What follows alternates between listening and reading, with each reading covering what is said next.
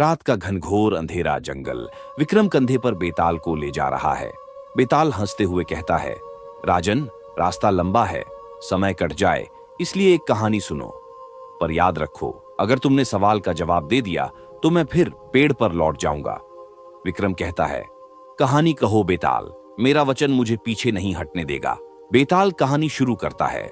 बेताल कहता है कि हे राजन, एक राज्य में यशकेतु नाम का राजा राज्य करता था, जिसके राज्य में प्रजा संपन्न और खुशहाल थी। राजा यशकेतु बहुत वीर और धर्मात्मा राजा थे। महान राजा यशकेतु की दो रानियां थीं, शोभावती और पद्मावती। दोनों अत्यंत सुंदर, गुणवान और एक दूसरे से प्रेम करने वाली दोनों रानियां गर्भवती थीं। शोभावती कहती हैं, बहन पद्मावती, देखो, हम दोनों मां बनने वाली हैं, कितना सौभाग्य की बात है। पद्मावती मुस्कुराते हुए, सच है दीदी, राजमहल में दो पुत्रों की किलकारियां गूंजेंगी। राजा यशकेतु कहते हैं, मेरी रानियों, मैं तुम दोनों की सेवा के लिए राज्य के श्रेष्ठ वैद्य और दाइयाओं भेजता हूं। तुम्हारी खुशी ही मेरा सुख है। बच्चों के जन्म की रात बाहर बिजली कड़कती है।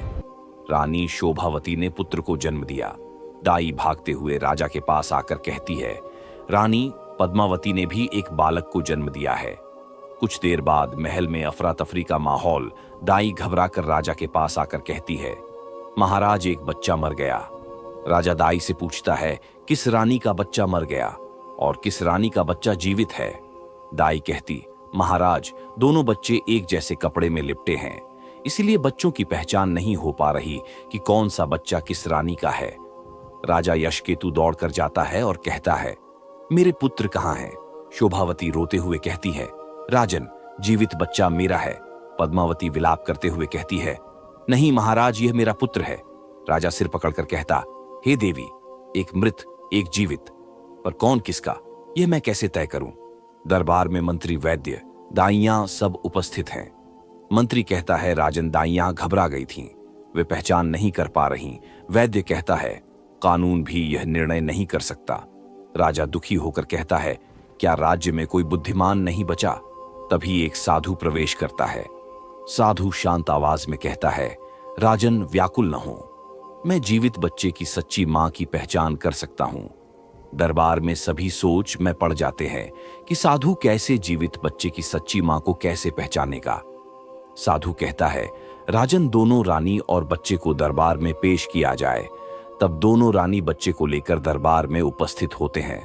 रानी शोभावती कहती है, महाराज, यह बच्चा मेरा है, जिसे रानी पद्मावती मुझसे छीन लेना चाहती है। और पद्मावती कहती है, महाराज, यह बच्चा मेरा है। राजा सोच में पड़ जाता है कि बच्चे की सच्ची मां कौन है, इसका निर्णय कैसे लिया जाए। दरबार शांत है। राजा कहता है कि दरबार में कोई विद्वान है जो बच्चे की सच्ची मां को पहचान सके। सभी लोग शांत हैं।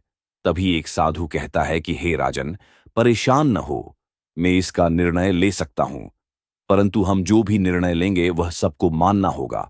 राजा कहता है, मैं सहमत हूं।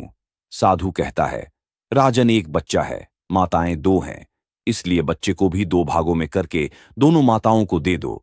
साधु की बात सुनकर सभी अचंभित हो जाते हैं। ये कैसा न्याय है? अब क्या होगा, आगे देखेंगे दोस्तों। वीडियो में आगे बढ़ने से पहले हमारे चैनल नीरज कुमार सविता जी को लाइक, सब्सक्राइब जरूर कर लें, जिससे हमारी अगली वीडियो की नोटिफिकेशन आपको मिल सके। तो वीडियो शुरू करते हैं। साधु की बात सुनकर रानी शोभावती शांत खड़ी रहती है और रानी पद्मावती राजा को देखकर रोने लगती है और कहती है, महाराज, मेरे बच्चे के टुकड़े मत करवाओ। आप चाहो तो हमारे बच्चे को शोभावती को ही दे दो। हम अपने बच्चे को जीवित देखकर ही जी लूंगी, पर मैं इसे मरते हुए नहीं देख सकती। तब साधु मुस्कुराते हुए कहता है, राजन, आप देख रहे हो कि सच्ची मां कभी अपने बच्चे को मुसीबत में नहीं देख सकती। वह अपने बच्चे को मुसीबत से बचाने के लिए अपनी ममता का बलिदान कर रही है। यही सच्ची मां की पहचान है। इससे सिद्ध होता है कि बच्चा रानी पद्मावती का ही है। राजा यशकेतु बहुत प्रसन्न होता है और बच्चे को पद्मावती को सौंप देता है और साधु का उचित सत्कार करता है। तब वेताल राजा विक्रमादित्य से प्रश्न पूछता है, जिसका जवाब राजा विक्रमादित्य देते हैं और फिर वेताल उड़कर पेड़ पर चला जाता है।